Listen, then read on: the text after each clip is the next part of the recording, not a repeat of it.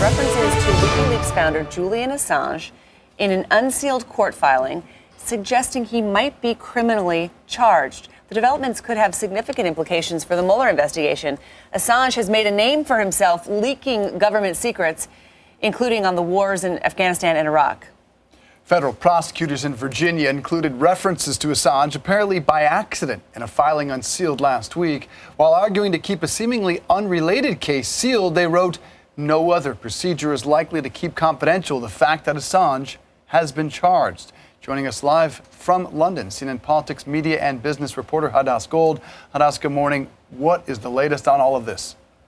Right, this is such a fascinating story, not only because of who it involves, but also how we all came to know what this happened. As you noted, those filings were made in August, but were only unsealed just last week. And seemingly inadvertently, a spokesperson told CNN, and they mentioned Assange by name. Now, keep in mind, the U.S. authorities have been looking into Assange and trying to charge him since 2010, after those first dumps of all those diplomatic cables on WikiLeaks. And then he's been hiding in the Ecuadorian embassy here in London since 2012, where they've sort of granted him political asylum to live there for the last few years. But why this is significant is because the U.S. has been seeking to charge Julian Assange for some time. Now, we don't for sure know exactly whether they have already charged him. We have seen some reporting that that may have happened.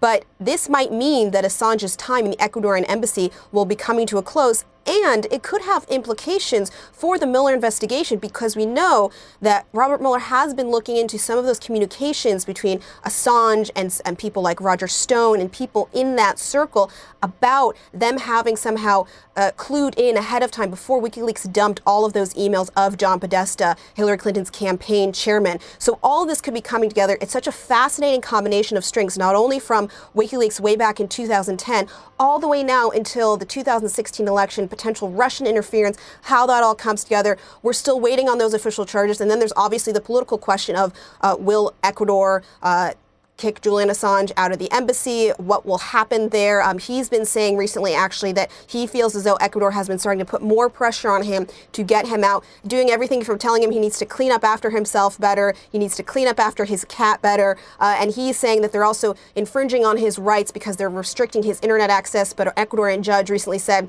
to Assange, you have to adhere to those rules, otherwise he may be kicked out, and we may be seeing some action on that anytime soon.